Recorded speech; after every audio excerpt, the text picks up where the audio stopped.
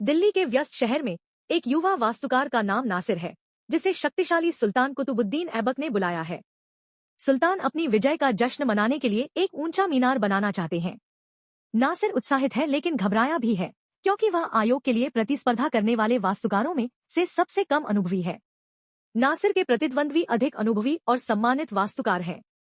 वे जटिल विवरण और अलंकृत सजावट से भरी भव्य योजनाएं प्रस्तुत करते हैं। नासिर खुद को छाया में महसूस करता है और अपनी आवाज खोजने के लिए संघर्ष करता है। एक रात नासिर का सपना आता है। वह एक मीनार को स्वर्ग की ओर बढ़ते हुए देखता है, जो शक्ति और लचीलेपन का प्रतीक है। वह एक ऐसी संरचना की कल्पना करता है जो सुंदर और कार्यात्मक दोनों हो, जिसमें एक ऐसा छिपा तत्व हो जो केवल वह ही जानता हो। अपने सपने से प्रेरित होकर नासिर अपने डिजाइन पर काम करना शुरू करता है। नासिर के डिजाइन में एक गुप्त तत्व शामिल है, मीनार के भीतर एक छिपा हुआ कक्ष। उनका मानना है कि यह कक्ष ध्यान और चिंतन के स्थान के रूप में काम करेगा, शांति की तलाश करने वालों के लिए एक अभयारण्य। वह अपना रहस्य अपने पास ही रखता है, यह जानते हुए कि इससे उसे प्रतिस्पर्धा में बढ़त मिल सकती है। कुतुबुद्दीन ऐबक के अनुमोदन से निर्माण शुरू होता है। नासिर परियोजना का निरीक्षण करते हैं, यह सुनिश्चित करते हुए कि उनकी दृष्टि साकार हो।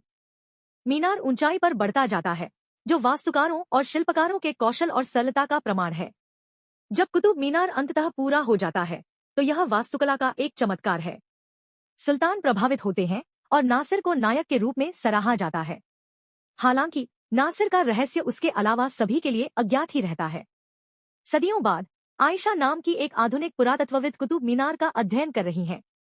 वह मीनार के छिपे हुए कक्षों और गलियारों से प्रभावित होती है। अपने शोध के दौरान वह एक सुराग पर ठोकर खाती है, जो उसे विश्वास दिलाता है कि संरचना के भीतर एक गुप्त कक्ष है। आयशा एक श्रमसाध्य जांच शुरू करती है। वह मीनार को स्कैन करने के लिए उन्नत तकनीक का उपयोग करती है, विसंगतियों की खोज करती है। अंत में उसे एक छिपा हुआ प्रवेश द्वार मिल जाता है, जो सदियों से अछूता रहा है। जैसे ही आयशा कक्ष में प्रवेश करती है, वह इसकी सुंदरता और दीवारों पर नक्काशी से चकित रह जाती है। उसे पता चलता है कि वह एक ऐसे रहस्य पर ठोकर खा गई है जो सदियों से छिपा हुआ है।